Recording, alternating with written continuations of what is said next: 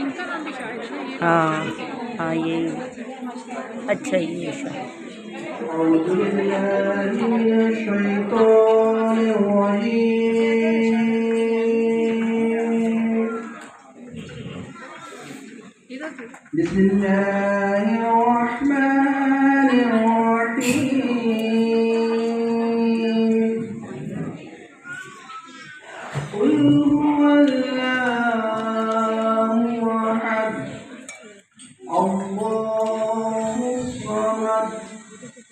لم يلد ولم يولد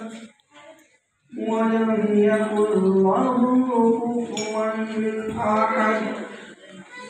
صدق الله العظيم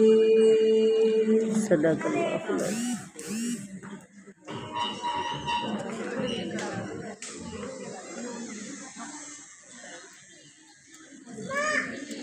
ये आज जी हमारी ग्रीन स्टार की मीटिंग है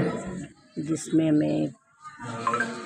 चीज़ें कुछ बताई जाती हैं। सेलिब्रेट कर रहे हैं 26 सितंबर हर साल वर्ल्ड कंट्रासेप्टिव डे को सेलिब्रेट किया जाता है। 26 सितंबर ही क्यों है, हर डे क्यों नहीं होना चाहिए हमारा। हम पाकिस्तान में जिस पोजीशन पे हम खड़े हैं, जिन क्राइसिस में, बल्कि ये डेली होना चाहिए। तो हमारा ओवरव्यू क्या है, world contraceptive day and its importance. ठीक है,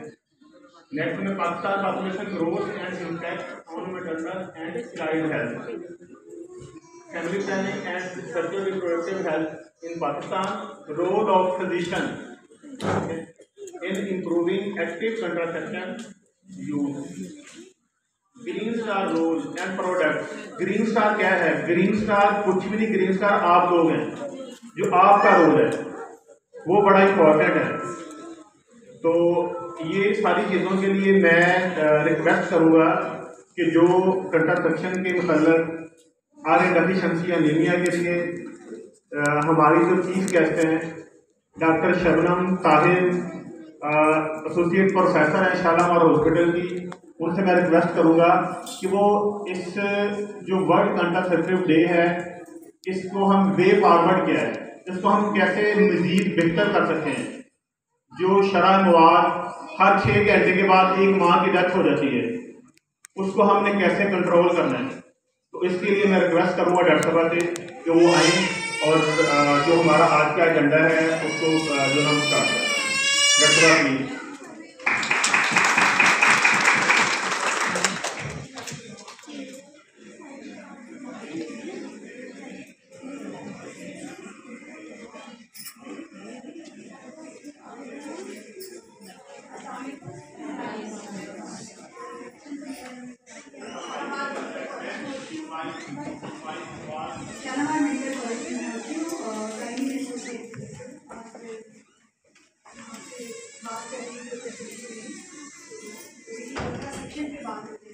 वैसे तो आप सब लोग ही कंट्रासेप्शन को डेली लाइफ में प्रैक्टिस करते हैं। ये part and parcel of our daily routine है कि जब भी पेशेंट हमारे पास खास तौर पे डिलीवरी के बाद हमारे पास आता है या जाने लगता है तो हम कंट्रासेप्शन पे बात जरूर करें। इस पार्ट ऑफ अवर जो हमारा रूटीन केयर है इस पार्ट वो टेम्परेरी भी हो सकती है, वो परमानेंट भी हो सकती है, वो अगर स्ट्रेसिंग भी हो सकती है एंड वो परमानेंट भी हो सकती है।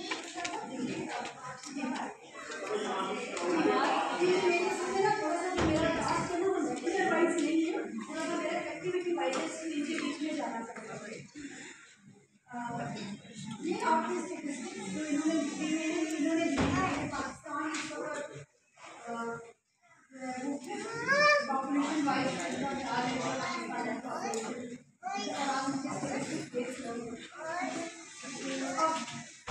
पाकिस्तान की स्टेटिस्टिक्स तो अपनी जगह है, लेकिन आप एक इंडिविजुअल फैमिली यूनिट को ले लो, कोई भी एक यूनिट है तो हमारी फैमिली ये करती है अपने फैमिली के पाकिस्तान की पॉपुलेशन को मद्देनजर रखते हुए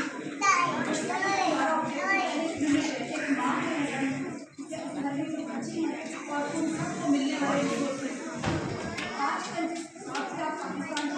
को देख रहे हैं जो रेट ऑफ इन्फ्लेशन है उस हिसाब से मैं हमारे पास आते हैं आपने लिखा नहीं कहते हैं मतलब नहीं हो पा रहा तो कुछ पाबंदी इसलिए भी जरूरी है लोगों का जो भी चीज़ें एक बच्चा करना है दो करना है तीन करना है आपके रिसोर्सेज के अकॉर्डिंगली वो अपनी फैमिली को एडजस्ट करें उसके ओवरऑल मैंने पाकिस्तान को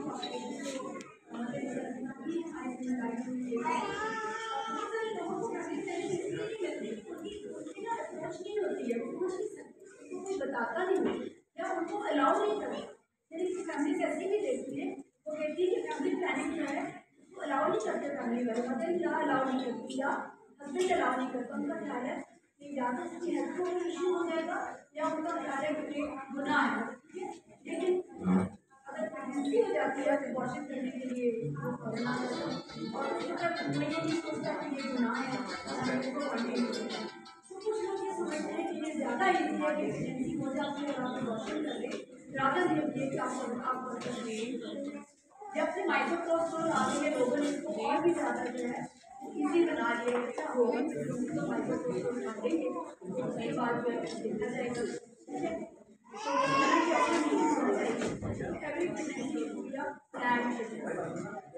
ये वो बातें जो आप सबको पता है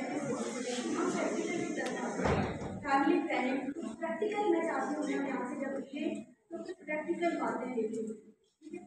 आप कॉन्ट्रासेप्शन के लिए आप सब लोग आपसे कोई मुझे आप बताएंगे कॉन्ट्रासेप्शन में क्या क्या सारे लगे हुए हैं आपको फिर से इंजेक्शन है प्रॉपर्टी है सेफ नोट मल्टी नोट और प्रोटेक्ट और ये सारे जो इन्होंने बताए ये सारे फीमेल्स के लिए हैं जिनमें से कुछ जो है वो लॉन्ग एक्टिंग आ जाती है शॉर्ट एक्टिंग आ जाती है उसके अलावा परमानेंट मेथड कौन सा परमानेंट हाँ यूटिलाइजेशन आ जाती है या मेल में क्या आ जाती है मेल में जो है वो मेल में विजिबिलिटी आ जाती है ठीक है तो मेथड्स भी सारे आपको वो भी हमारा ऑब्जेक्टिव नहीं है कि आपको मेथड बताना वो भी आपको बता सकते हैं जैसे कि आप थोड़ा सा जो मैं आपसे करना चाहती हूँ कुछ कॉमन क्वेरीज हैं जब हम ये प्रैक्टिस करते हैं कॉन्ट्रासेप्शन या मरीजों को बताते हैं तो मरीजों की कुछ क्वेरीज हैं क्योंकि या कुछ क्वेरीज हम लोगों को as a doctor as a midwife तो उन क्वेरीज को दूर करना है कुछ मेरे जहन में है जो मैं आपसे शेयर करूँगी और अगर आपके समझ में कोई क्वेरीज है तो भी आप शेयर करें ताकि हम यहाँ पर इस फोरम पर हम एक दूसरे के साथ अपना एक्सपीरियंस शेयर कर सकते हैं या अगर कुछ मेरी नॉलेज है तो हमको शेयर कर सकते हैं ठीक है पहली बात ये मुझे आपसे पूछना है कि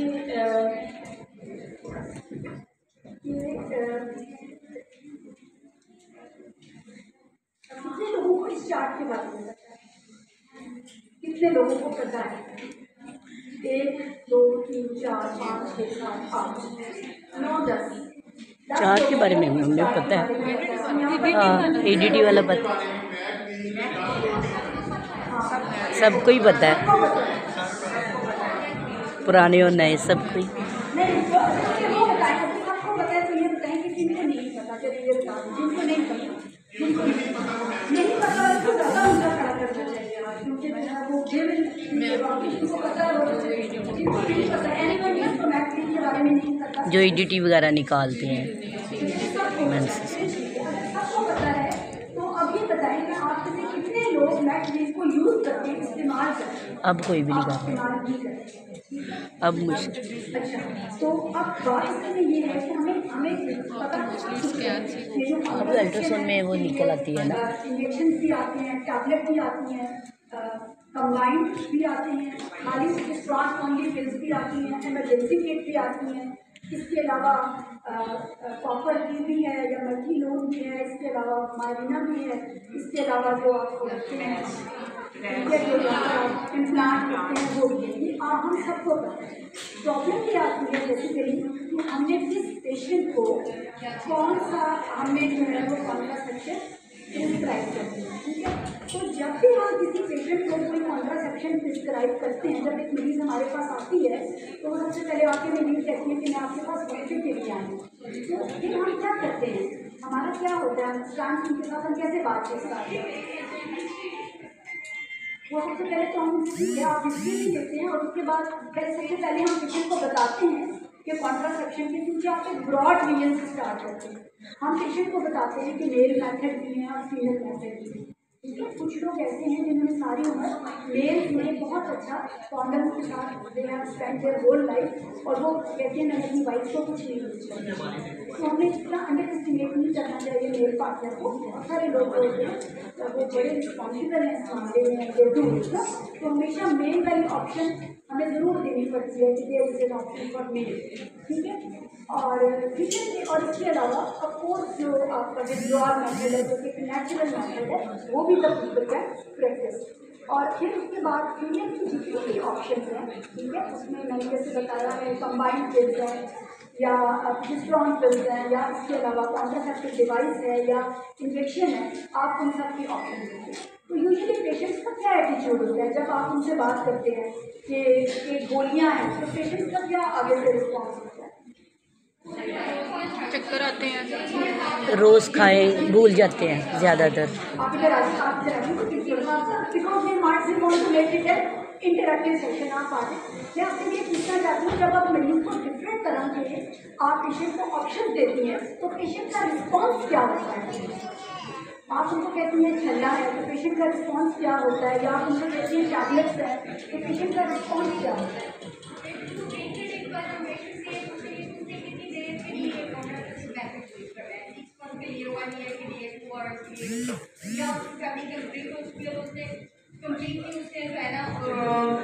वो मजीद बच्चा नहीं चाह रही तो उसको ये लॉन्ग टर्म के लिए जो वो चाहिए, और जब वो मुझसे सारा डिस्क्राइब करेंगे कि हमारे पास ये चीज़ें हैं, आप कौन सा मेथड यूज़ करना पसंद करेंगे, तो पहले तो हमसे पूछेगी कि ये कितनी देर का है, इसके साइड इफेक्ट्स क्या हैं, वजह अगर मैं ये लूँगी तो मुझे इससे क्या फ़र्क पड़ेगा, अगर मैं ये नहीं लूँगी इसके मेरे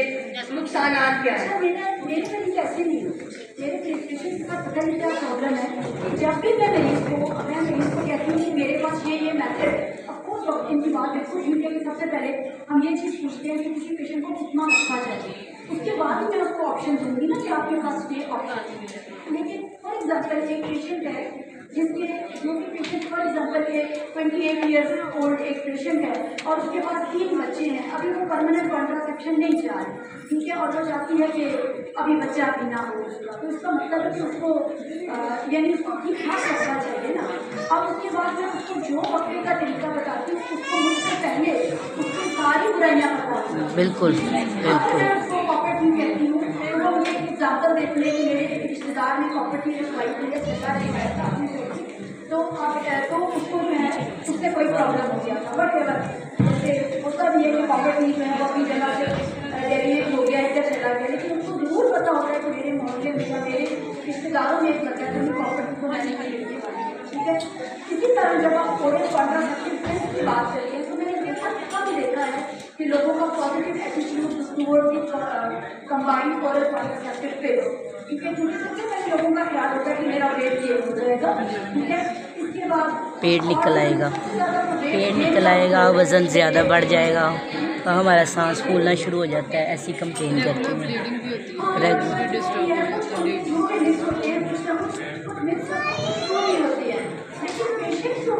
साइड इफेक्ट के बारे में आमतौर पर हमें किसी को बताना नहीं पड़ता क्योंकि मरीज ऑलरेडी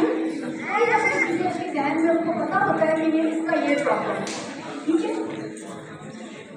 इवन होता है कि किसी को ट्यूबल लाइगेशन भी आप कह देना कि परमानेंट बात करने का, तो उसके साथ भी उसमें कोई ना कोई कि इससे मुझे ये प्रॉब्लम हो जाएगा या ये। अगर आप मरीज के साथ एक डिस्कशन करते हैं ऐसा नहीं बचता तो मरीज और आपके साथ मैच करना। तो पहली बात तो ये है कि कम से कम मैं पेशेंट को जब भी वो मेरे पास मरीज आता है तो मैं उसको ये बता देती हूँ कि आइडियल कॉन्ट्रासेप्शन दुनिया में कोई भी नहीं है, जिसमें कोई ना क्रॉस एंड बॉन्ड ना, लेकिन everyone is practicing some sort of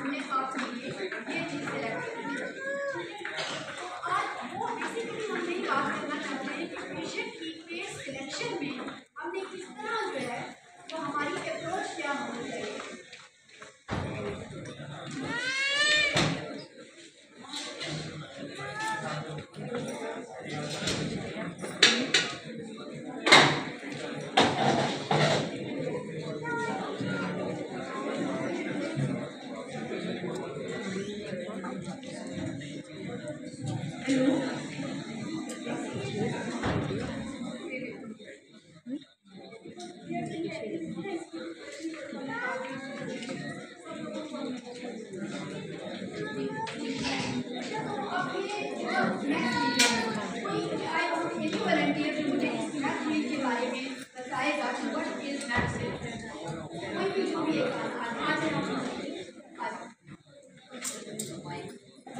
आप इधर आ जाइए,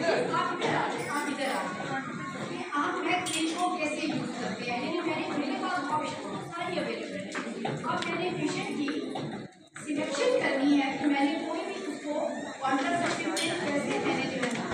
आपका नाम क्या है,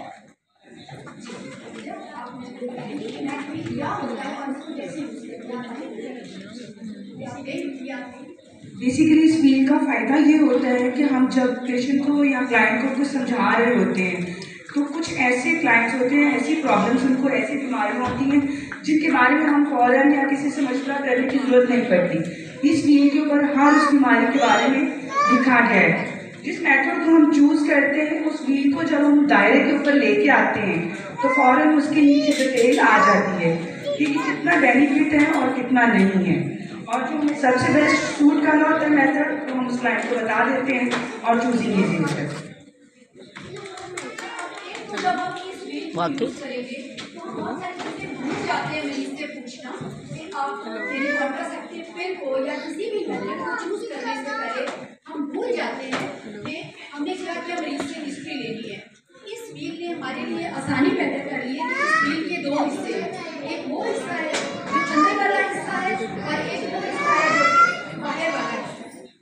हम सिर्फ कभी बाहर वाले या बड़े सर्कल के ऊपर आते हैं। जो बड़ा सर्कल है अगर आप उसको देखें तो उसमें तमाम जो प्रॉब्लम्स या डिजीजेस हैं या रिस्क फैक्टर है वो सारे के सारे उसमें मेंशन है। आप पढ़ेंगे बाहर फील्ड में क्या क्या मेंशन है, पूछिए बात करें। एक्सक्यूज मी डॉक्टर साहब, 1 मिनट मैम, आप लोगों से रिक्वेस्ट है कि जो बच्चे हैं ना जरा छोटे बाहर भेजिए, रिक्वेस्ट है आप लोगों से प्लीज। जो बच्चे शोर कर रहे हैं काइंडली, आप समझ नहीं आ रही यहाँ पे ना शाहिद।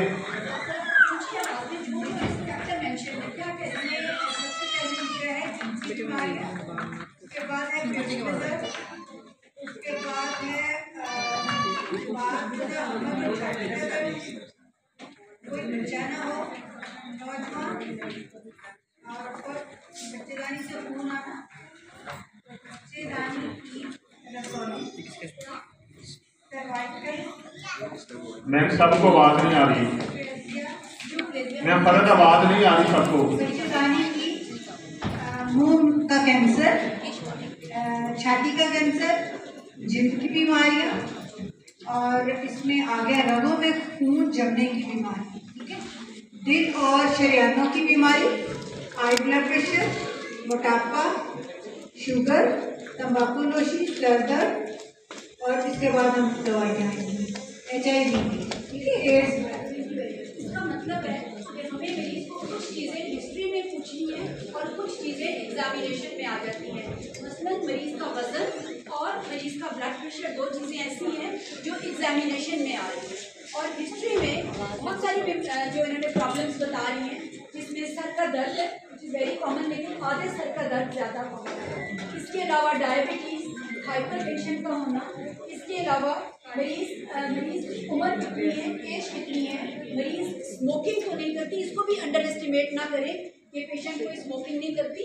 हर तबके में हमारे जो है वो स्मोकिंग जो है ना वो बहुत कॉमन है, इसलिए आप don't feel shy to take the history about smoking.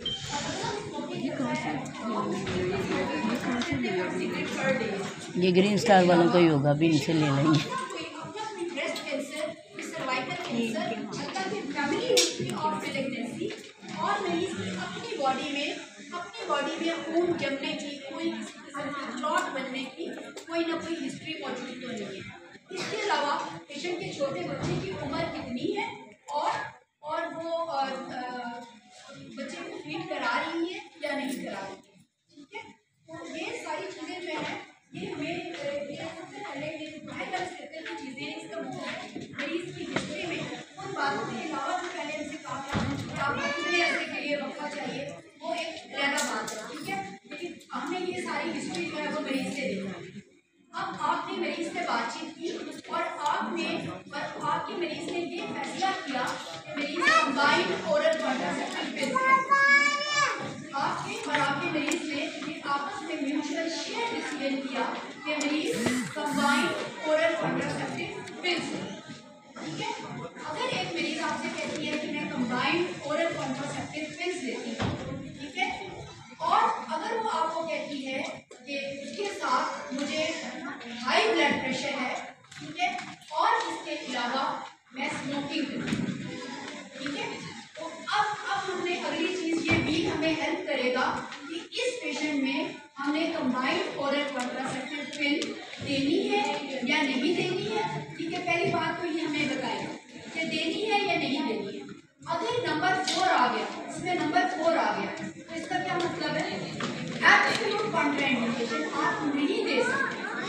आपने देना ही नहीं है मरीज को, आपको इजाज़त ही नहीं है, ठीक है। अगर इसके नंबर 3 आ गया, वो नहीं है जो हम यूज़ करते थे, नंबर 3 का क्या मतलब है? नंबर 3 और नंबर 2 में आपने दो चीज़ों को बैलेंस करना है, फायदे और नुकसान।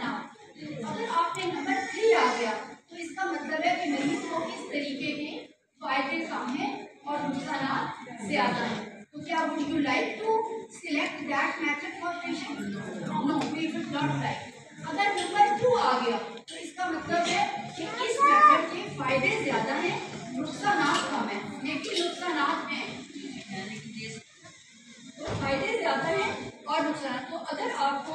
ज़रूरी है और कोई मेथड आपके और मरीज के बीच में शेयर डिसीजन नहीं बन रहा, तो you can give and continue this method, लेकिन पेशेंट को इन्फॉर्म्ड कंसेंट बता के कि ये इसके साइड इफेक्ट और नुकसान हैं, लेकिन आपको इसके बेनिफिट ज़्यादा है। और नंबर 1 का क्या मतलब है कि it is very good for the patient. तो अब हमारे पास केस सिनेरियो क्या है कि एक पेशेंट है जिसकी उम्र, जो कि पेशेंट जो है वो कंबाइंड ओरल कॉन्ट्रासेप्टिव पिल्स लेती है और उसको ब्लड प्रेशर है और इसके अलावा वो